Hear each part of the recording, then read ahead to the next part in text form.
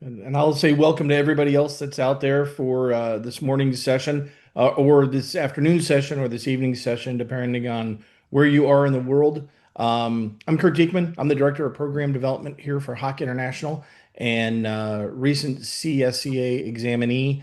So wanted to welcome you to this guide to kind of walk you through the process that Bill and I recently went through. Have Brian give you some of his expertise on the category as a whole and just kind of walk through any concerns you might have as you go through this process to get this certification. I'll do a quick walkthrough of the agenda. So we'll talk about the CSCA certification and who is it for, what your eligibility requirements are for the CSCA. This has changed recently. So there's multiple avenues that now allow you to go after this certification. A quick overview of the exam content and its structure. The CPE requirements after earning the CSCA, that's an ongoing requirement annually. We'll talk about study time and preparation strategies for this. We'll do real world applications and career impact of it, how it's going to help you in multiple ways as you advance through your career.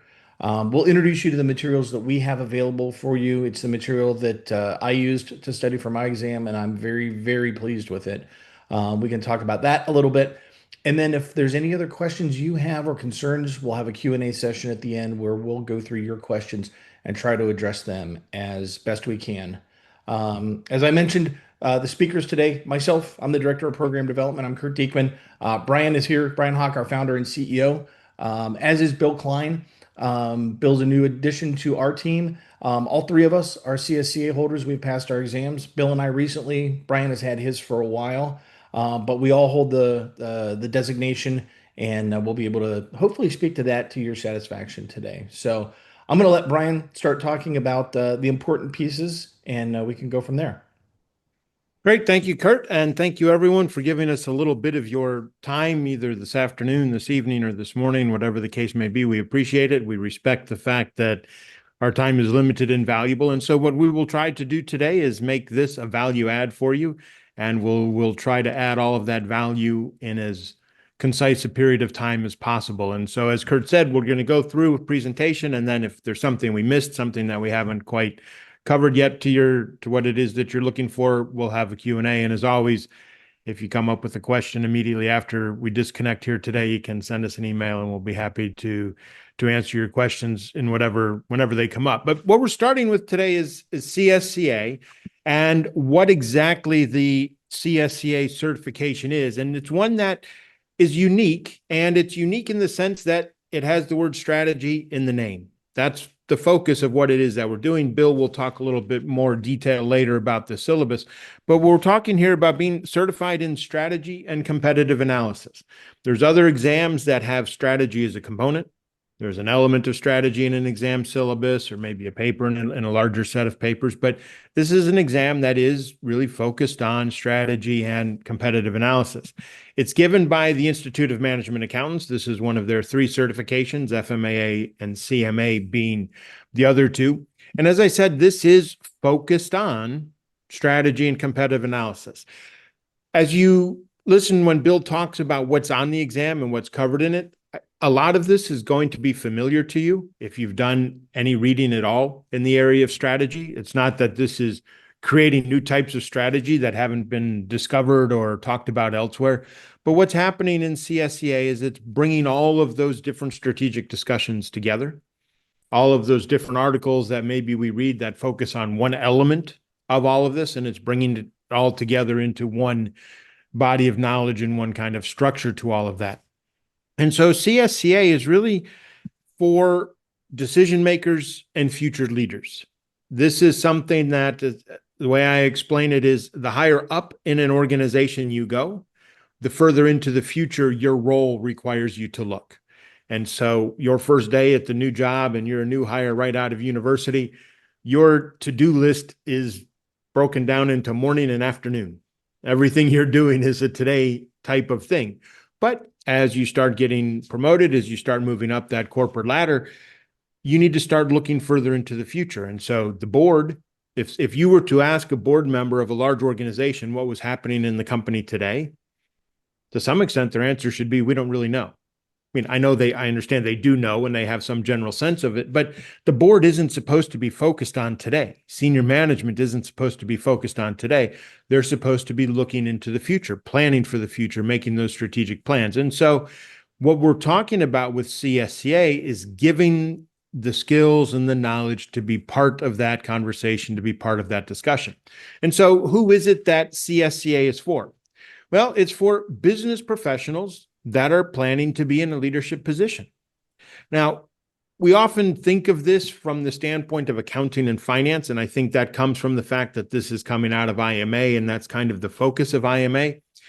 But I think it's important to remember that every line, every department, every function within an organization has a strategic element to it.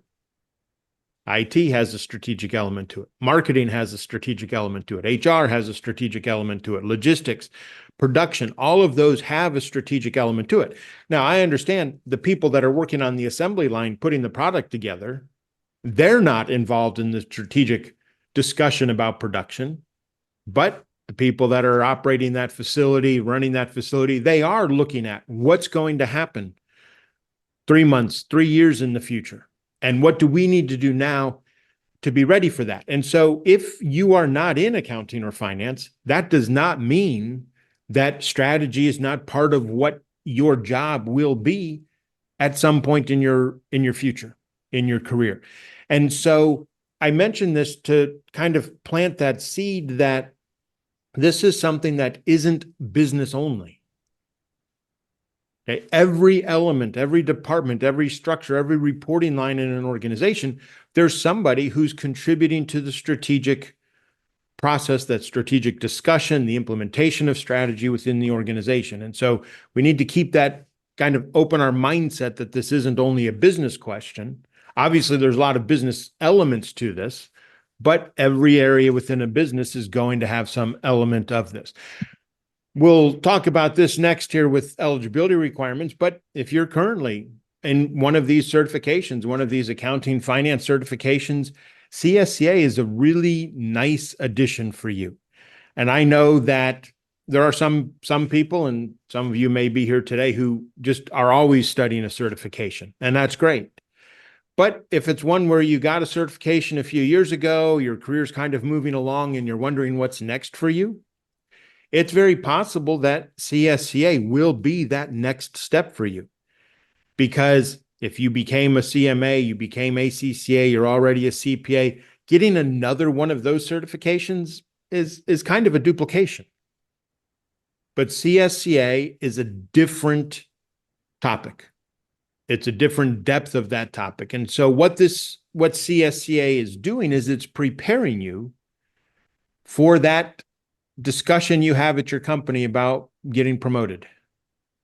It's preparing you for that discussion where you're sitting at a table and the discussion becomes about the future.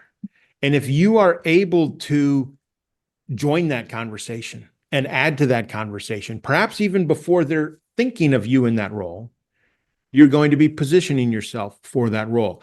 I talked to somebody about a year and a half or so ago now who was talking about the role of CSCA in his promotion. And he said, it wasn't the letters. It wasn't that the company said, oh, you're a CSCA, therefore we're going to promote you. But what he said was, as he went through the interview process, he was able to have better answers and a better discussion. And he was able to demonstrate to the team that he knew more about strategy than the other people that were interviewing for this position. And so that's kind of mirrors something that we don't need to talk about in this today, but it's not necessarily the letters that provide the value, it's the knowledge you get. And so CSCA is helping you be prepared to be involved in those discussions and to participate in those discussions and get promoted to those positions where that's a large part of your job. So what I'm going to do is I'm going to talk about one more slide here. I'm going to talk about the eligibility requirements, and then Bill is going to take it over and talk about more about what the exam is and what it covers. But the next question is, who's eligible for CSCA? Who's eligible to take it? There are actually now 2 ways that you can become eligible. One is if you have a bachelor's degree in any field, it doesn't need to be accounting or finance, and 2 consecutive years of professional business experience, you can become a CSCA. You can get your certificate. So that's option one, is to have that bachelor's degree and 2 years of experience. So if you take CSCA while you're at university or immediately after you finish university, you can do that, but you won't become a CSCA until you have that 2 years of experience.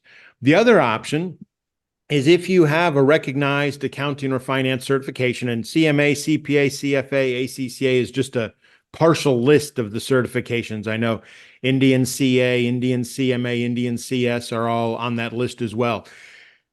Those, if you have one of those certifications, you're eligible. All you need to do is pass the exam. There isn't an experience requirement in this option because to be a CMA, CPA, ACCA, you've met that experience requirement. And so you already have that experience. So if you're sitting there thinking, well, which option should I choose? If you already have a certification, you want to go and register for CSA through your certification. If you don't have a certification, then the option where you would have use your bachelor's degree and 2 years of experience is what is available to you. And so this is something, as Kurt mentioned, I've been a CSCA for over 2 years now, I believe. And it's something that it's a mindset. And this is what Bill will start talking about in terms of the content. And I think what Kurt will talk about as he goes through his experience. This is helping you with that mindset and the knowledge and the skills to participate in that strategic discussion that happens at a company. And so without any further kind of going on by my point, I will turn it over to Bill to talk about the structure of the exam and what's included in it. Thanks, Brian. So we'll start with the CSCA exam structure. It's only a 3-hour test. I say only because some other certifications have multi-day programs and multi-day testing. 3 hours, you're going to go to a Prometric site. They're going to make sure that you provide the right identification, you're who you say you are, you're not taking any materials from the program and so forth. It'll be a quiet environment. So if any of you have done anything with the Prometric testing centers, they're very, very well run, very efficient, and very regimented. So you have 3 hours to take the exam. You can take one break. For the most part, it's multiple choice. In multiple choice, you'll have 60 multiple choice questions in this 3-hour window. You can mix and match in terms of how much time you spend on multiple choice versus the essay. So there's 60 multiple choice. I would say just targeting, and we can talk about exam structure and testing strategies a little bit later as you go further down the road and you get started studying. But for the most part, you could allocate 2 minutes per multiple choice, and then assume you have an hour or so to do a case study. Now, there's a number of case studies that are samples. What we do is we'll walk you through. These are the common sections that you would see for the case study. You can prepare for the underlying due diligence and maybe some of the strategic questions, what your plan should be on implementation, and then ultimately how you measure performance. You'll read a vignette that's, let's say, 3 pages or so, and then you'll do your case study. And that's all in written form, like an essay form with a structured answer, if you will. So you have the multiple choice, you have the case study in a 3-hour module, and there's 2 testing segments or 2 testing windows, one in March and one in September. So you want to plan ahead and allocate your time appropriately, but at this point you would be targeting probably the September testing window. So this is where it gets fun, and this is where you can start to kick the tires. Oh, what's in this program? So first off, and I know I didn't have time, and we didn't have it in a bio or anything like that, but I'm a business school professor. I love this material. In fact, I use the HOCK International book in some of my classes. I love the learning objectives. The learning objectives flow through my classes already, and that's really what drew me to the CSCA, is that I looked at the learning objectives. They make a lot of sense. They already tie to the things that I'm teaching in a management strategy class. So if you look at this slide, you have strategy analysis, competitive advantage, and implementation performance. The strategic management process, I'm going to try not to get into lecture mode, but the strategic management process is strategy formulation, implementation, and performance. So it makes sense.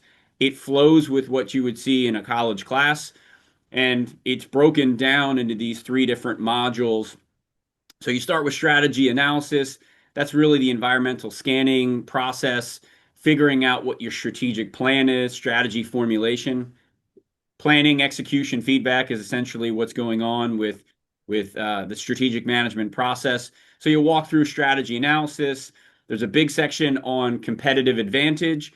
That's where you get a lot of value add, because so much of this and so much of what you see in the marketplace is just doing your due diligence. What is strategy? Doing SWOT analysis and so forth. But there's a really meaty segment here on how you create competitive advantage. So going back to Brian's point, you understand if you're at the lower level of an organization at this point, you start to see where what you do in your job, how that ties to strategic plans, how that ties to execution, how that ties to what your firm is trying to do. So there's a lot of value in your current role, but then there's a lot of value in where you're looking to go aspirationally. So you go strategy analysis into competitive advantage, which is really why do you compete and how do you win, essentially.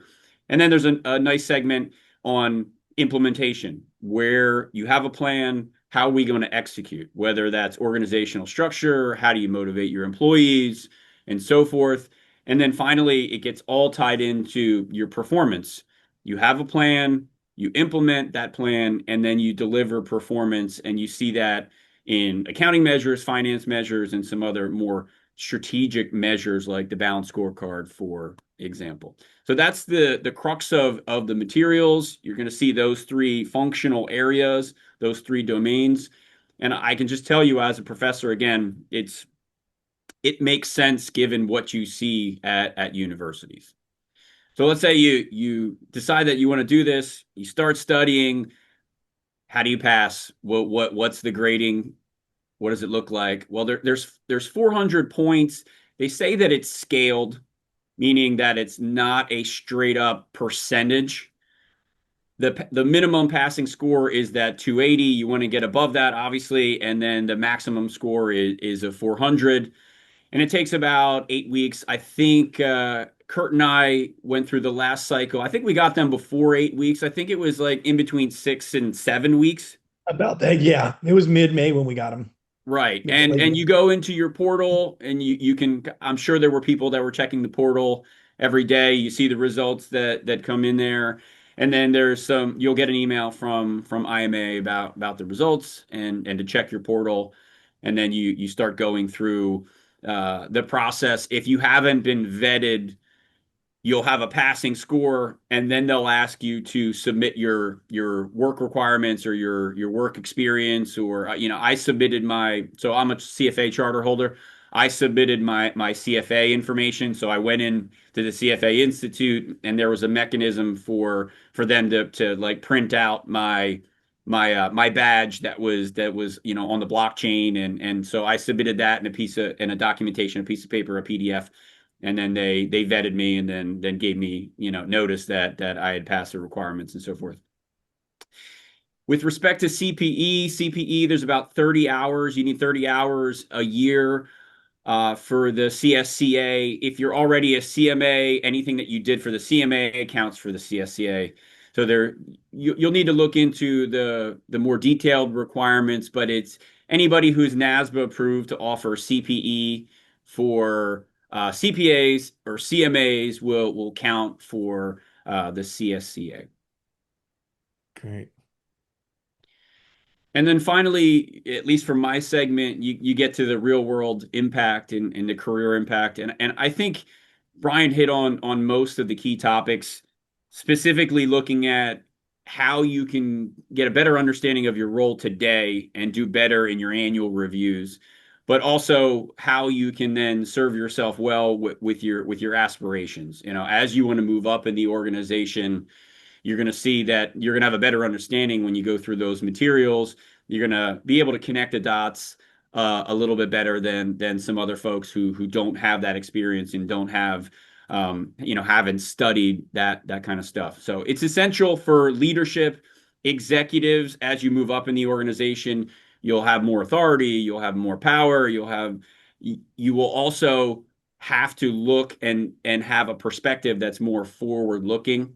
So it's definitely strategic thinking is more executive in nature, and it's a little bit less functional and more long term.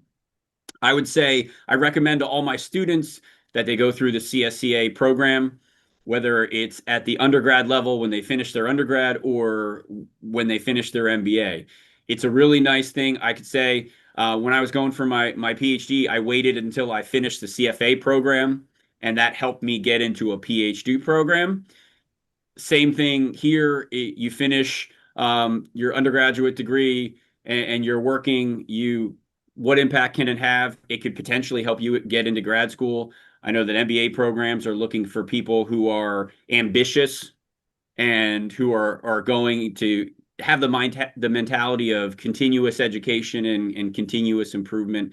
So that's definitely going to help you in that respect, and it's definitely going to help when you're looking for new positions as well.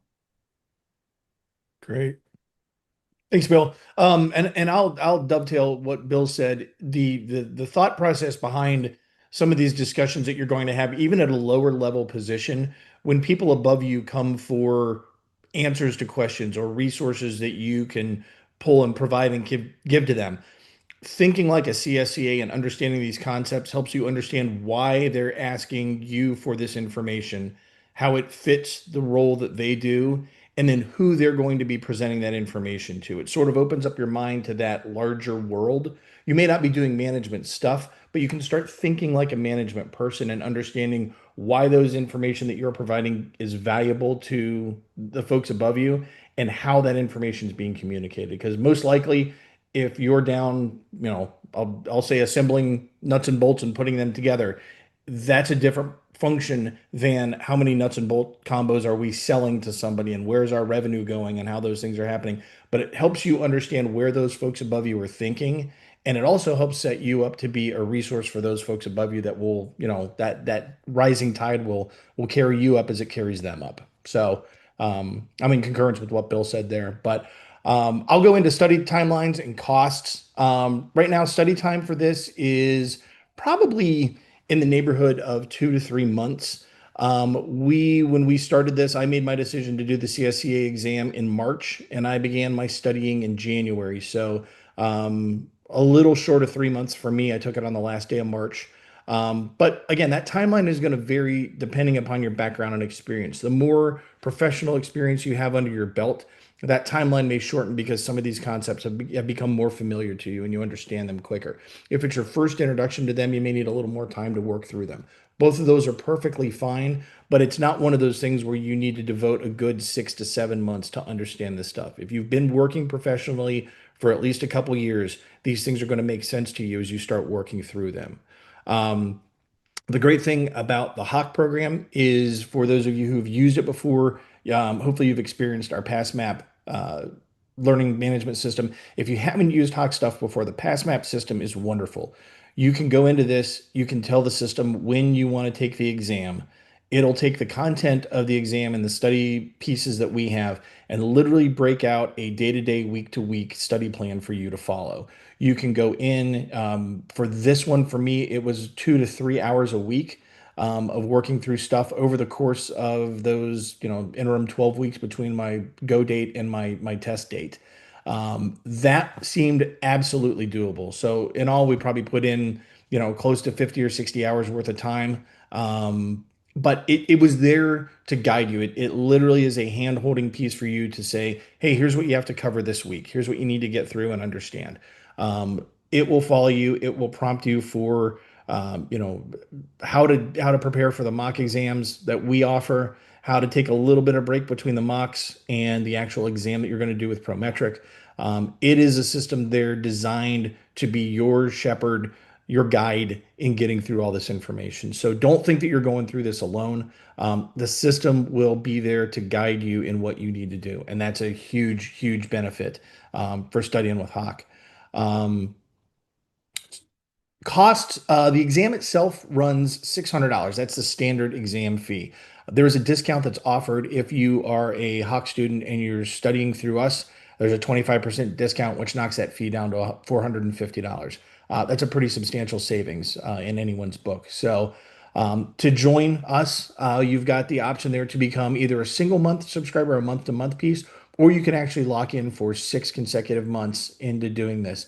There are discounts available through June 10th right now on those prices. They're both very reasonably affordable. You'll have access to all of our content, the online textbooks. You'll have access to the mock exams, the MCQs, study sessions, and quizzes for each particular study element in the course of study. The mock exams, which includes the multiple choice and the essay prompts. It's very thorough, and we'll walk you through this. So the costs here, normally what you'd pay for the exam, you can probably bundle it and the cost of the exam itself through us, and you'll save some money that way. I was just gonna say that as the accountant and doing the math right. with you can get the material for 6 months, which will take you through the September exam. And the cost of the registration for the exam and the materials is only $49 more than the cost of regular registration for the exam. And so This is how the accountants look at yeah, everything. we put it all together in a nice way. I'm sure there's some fixed and variable cost analysis in there, but that's not strategic, so we won't worry about that so much. Okay, I'll turn myself back off again. You can stay on. That's fine. So like I said, the materials that we provide to you in this, and these come with either of the models that we talked about as far as subscriptions go. The textbook itself, it is a piece that I keep here on my desk, and you can see the post-it notes in it from where I've tabbed information that I found valuable that was either things that I needed to know, that I felt were important, or things that I needed to go back and study further. So the physical textbook for me is a great tool. I've talked to other people who are much more online readers who like to do all their annotation and things online. That piece is there as well for you.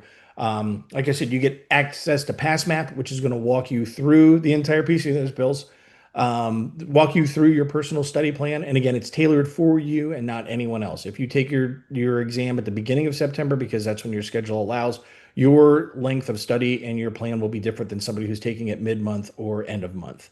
You get access to all of the multiple choice questions and the mock exams. There is plenty of practice inside of this. There are a number of questions that if you even repeat a section because you did poorly on it, or you just want to take it again to cement your knowledge, the questions you'll get aren't necessarily going to be the exact same each time. They will change those up for you just so that it really cements that knowledge.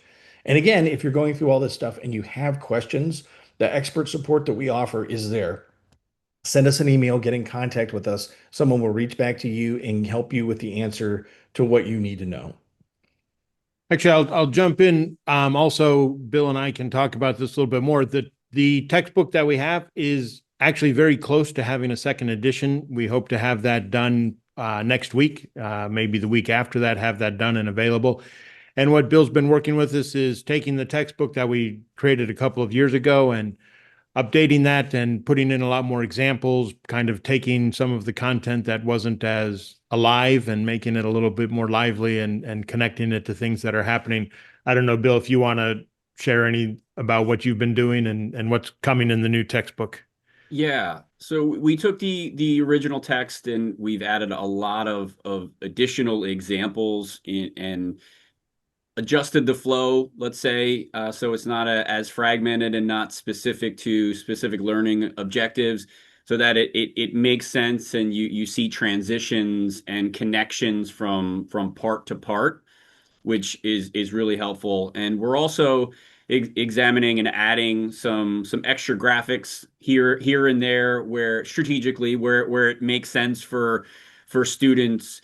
And a lot of that's just based on feedback that I get from students in my classes where, all right, well, I like that concept, or that concept is difficult for us.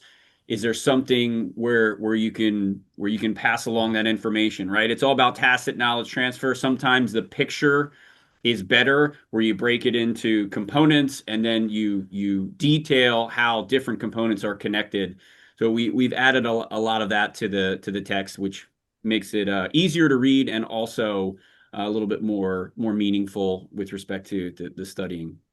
Yeah, and so that we should have in the next 2 weeks from today. We're getting near the end, and then have to go through the final review and all of that. So, and also what we'll be doing is adding a few more questions as we go through this, and just kind of building up. And this is just kind of our continuous improvement process that we have at HOCK, where we're always looking at the content and materials and getting the feedback from people who've taken the exam.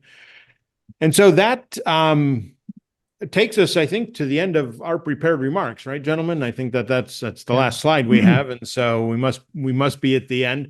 So we're here to questions. If you have any questions, you can put them in the Q&A within Zoom, and we can get those questions. If you have any questions that are outstanding and that we need to answer, we do have a question about the time to study and how long it takes to study. And I know that Kurt talked about this, or somebody talked about this, and this is a common question. And part of it, there is an element of you individually and what experience you bring to the start of your studies.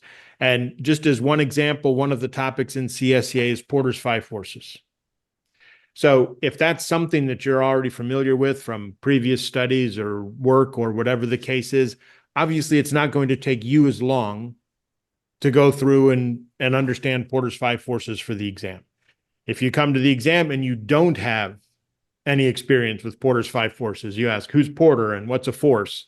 Well, that's fine. We'll teach you all of that. We'll get you to what you need to know, but it's obviously going to take you a little bit longer to go through that study process. And so this is something that we say 2 to 3 months, and that's 2 to 3 months at 10 hours a week.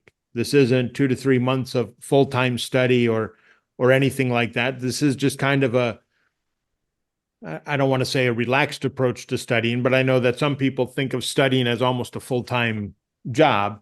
And so if we're sitting here in early July or whenever it is you're listening to this, and the exam is in September, now is a great time to get started. Gives you June, July, August. Will be 3 months before the beginning of September. The exam window goes all the way through September. And so you have time to say, hey, yeah, I'll go ahead and get started. I'm going to take a week here and then get ready to go. Absolutely good timing. September is very realistic in terms of what it is that that study plan that you have and that time frame that you're going to need. There's a question of whether or not the new book will be available to people that are already studying. Absolutely. What will happen is it will replace the book that you have, the online book that you have. The new book will just kind of be there for you. And so that's not something that you need to pay for. That's not something you actively have to do. It's just one day you'll go in and there'll be a new textbook available to you that will have all of this, the updates and the new content in it. There's a question of whether or not, I'm probably doing the same thing, about whether or not an experience letter is considered valid document to qualify. It probably is. That's a question that only IMA can give a definitive answer in, but it's a recognition. I don't know where you're from, but different companies in different countries have different documentation that they're willing to provide about experience for somebody. And so a lot of times what's going to happen is you're going to just have to submit what's available to you, what your company provides you, what your boss provides you. And I would expect IMA to be ready to work with you. If they need something else, they'll give that opportunity. The experience, does it need to be after the exam, after you take the exam? No, it can be before you take the exam. And so if you've already been working 2 years and you're going to use the bachelor, you're good to go. You don't have to take the exam and then get your 2 years of experience. Coaching or recorded lectures that are available.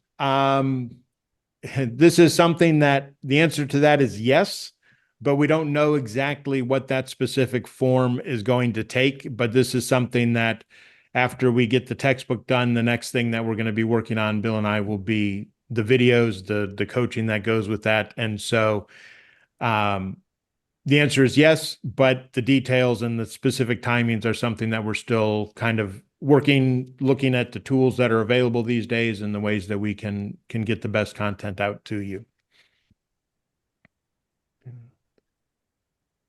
The only thing I would add, the person that had asked about the study timelines and things, the test itself here is less math intensive. It's more conceptual stuff. This is a very subjective type of exam as opposed to the objective qualities of a CMA or an FMA or some of the ones where it's required, where you have to take a formula and you have to pick data out of a field and put it in and come up with a correct number. Otherwise, it's wrong.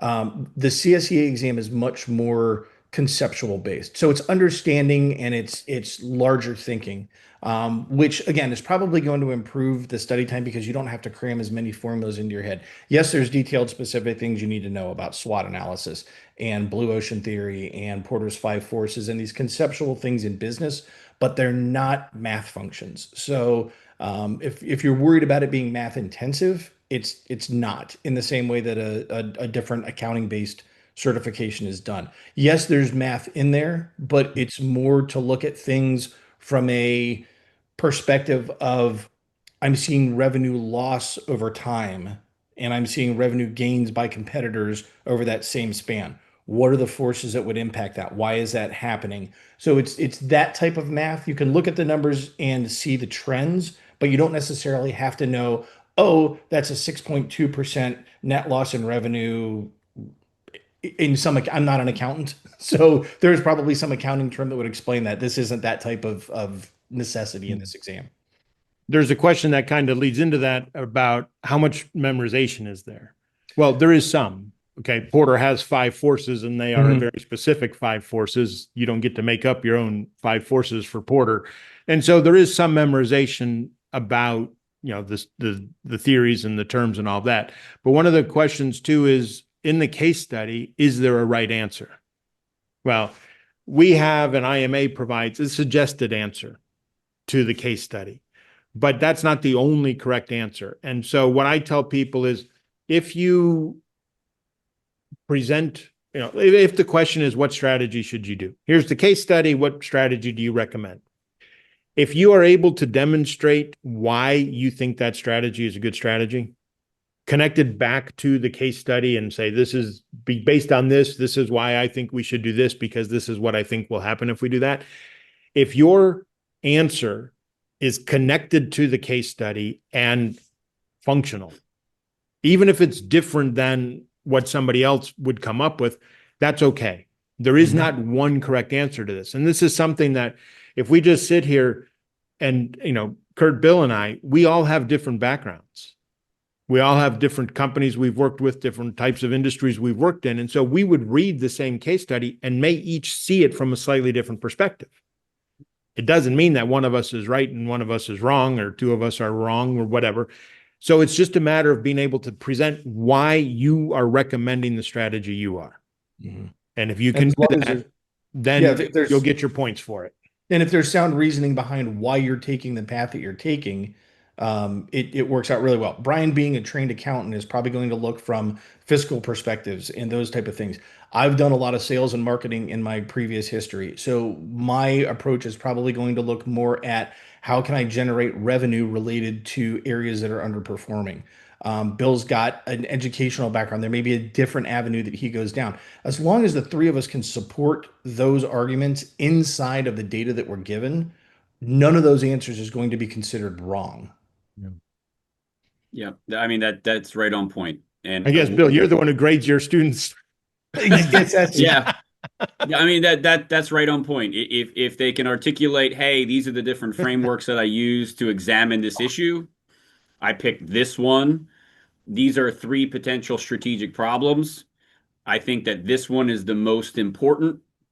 This is how and this is why. And then this is how I would recommend you solve that particular problem. Let me link it to implementation. These are some of the performance measures that I would tie to that specific implementation. Then you're golden. Yeah. That works perfectly. We have a question as to whether or not the HOCK materials are enough to pass the exam. And the answer to that is yes. And we actually Bill and Kurt both used it. And so Bill clearly came in with a step ahead of the game, being a professor in this area. But Kurt does not have the background of a previous accounting or finance certification. And so Kurt used our materials and passed the exam. And so I think the answer to that is yes, the materials are sufficient. And Kurt did it with the old textbook and not the improved textbook. So Yeah. we have And that and coming. the interesting thing about studying with the HOCK materials coming from a non-accounting background is I've had, a number of years of professional experience. I didn't always have the ability to put a theory or something towards the concept that I was using or talking about. But as you go through this book, you'll read that these different theories and things are out there, and you're like, oh, I was inadvertently using this thing. I didn't know what it was called, but I understand exactly why they're explaining it this way. And there are other elements then that would dovetail into my work experience. Theoretical things that you look at and you're like, oh, I can see where else this type of thinking would take me and lead me down different directions. So again, it's not a purely objective functional thing. It's more of a subjective way of thinking to bring these different concepts into light. We have a question about the case studies that we have in our platform are so long. Are they real case studies? Well, all of the case studies except one are IMA released case studies. And so those are from the IMA. There's one that we have written ourselves, and you probably wouldn't be able to identify which is the one we wrote and which is the one that IMA wrote. And so those are very good, and that those released case studies were very similar to what the three of us had as our case studies. And so it is a good preparation tool to be ready for that in your exam. There's also Brian, if I could just interject, Yep, go the ahead. most important Yep. part about the case studies is just that you recognize that there's a structure. When you look at the examples that IMA provides, there's a structure that you can extract from good answers.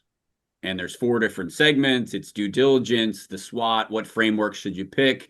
It's identifying a strategic problem, it's an implementation plan, and it's a performance plan. And if you look at it, we give you our materials, we give you the nuts and bolts, the X and the Y of how to do it, the X's and O's of, here are the segments, these are the best practices. And then once you have that in your head and you have that framework, you apply it to whatever case study. It doesn't matter whatever industry they give you, it's going to have that same set of steps that you have to go through. And there's some common themes that you can extract that you need to be aware of. And then when you apply it, you can apply them to any industry.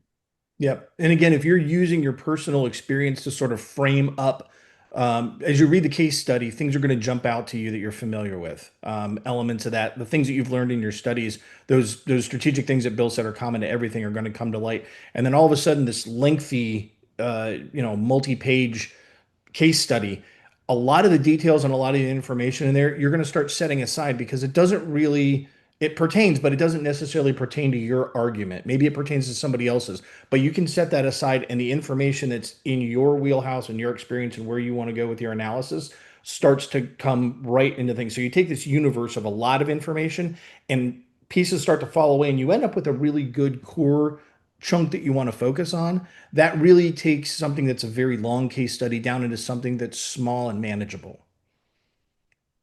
Well said. We have a question about if the MCQs in our platform are what are needed for exam prep. Absolutely. Again, this comes back to Kurt and Bill just went through this. We always try to add new ones as we can and good ones as we can.